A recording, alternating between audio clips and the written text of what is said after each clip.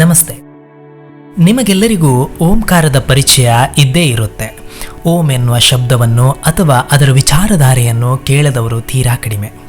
ಈ ಸಂದರ್ಭದಲ್ಲಿ ನಾವು ನಮಗೆ ತಿಳಿದಿರುವ ಓಂಕಾರದ ವಿಚಾರವಾಗಿ ಮಾತಾಡೋಣ. ಯಾಕಂದರೆ ಒಂದು ಉತ್ತಮ ವಿಚಾರ ನಮಗೆ ತಿಳಿದಿದ್ದರೂ ಅದನ್ನು ನಮ್ಮ ಜೀವನದಲ್ಲಿ ಅಳವಡಿಸಲು, ಅದರಿಂದ ಜೀವನವನ್ನು ಆನಂದಿಸಲು ನಾವು ಮರೆತಿರ್ತೇವೆ. ಈ ಮರೆವಿಗೆ ನಾನಾ ಕಾರಣಗಳಿರಬಹುದು. ಇರಲಿ, ನಾವು ಅದನ್ನು ಮತ್ತೆ ಜ್ಞಾಪಿಸುವಂತಹ ಕಾರ್ಯ ಮಾಡೋಣ. ಸೃಷ್ಟಿಯ ಆದಿ ಅಂತ್ಯವನ್ನೇ ಒಳಗೊಂಡ ಓಂ ಒಂದು ಪವಿತ್ರವಾದ ಪದವಾಗಿದ್ದು ಅನಂತವಾದ ಶಕ್ತಿಯನ್ನು ಪ್ರತಿನಿಧಿಸ್ತದೆ. ಭಾರತೀಯ ಸಂಸ್ಕೃತಿಯಲ್ಲಿ ಓಂಕಾರಕ್ಕೆ ಅತಿ ಹೆಚ್ಚು ಮಹತ್ವವನ್ನು ನೀಡಲಾಗ್ತದೆ.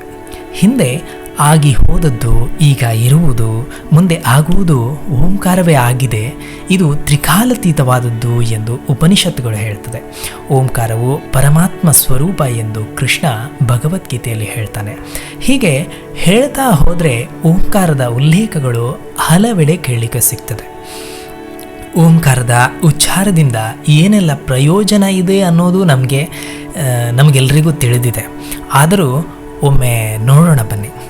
ಓಂಕಾರವನ್ನು ಸರಿಯಾದ ಕ್ರಮದಲ್ಲಿ ಉಚ್ಚರಿಸೋದ್ರಿಂದ ದೇಹದ ಕಣಕಣದಲ್ಲೂ ಉಂಟಾಗುವ ಕಂಪನಗಳು ದೈಹಿಕ ಮತ್ತು ಮಾನಸಿಕ ವಲಯಗಳಲ್ಲಿ ಧನಾತ್ಮಕ ಪರಿವರ್ತನೆಗಳನ್ನು ಉಂಟು ಮಾಡುತ್ತದೆ. ಮುಖ್ಯವಾಗಿ ಮನಸ್ಸಿಗೆ ಸಂಬಂಧಪಟ್ಟ ಏನೇ ಸಮಸ್ಯೆ ಇದ್ದರೂ ಓಂಕಾರದ ನಿರಂತರವಾದ ಅಭ್ಯಾಸದಿಂದ ಪರಿಹಾರ ಕಂಡಂತಹ ಹಲವಾರು ಉದಾಹರಣೆಗಳನ್ನು ನಾವು ಕಾಣಬಹುದು.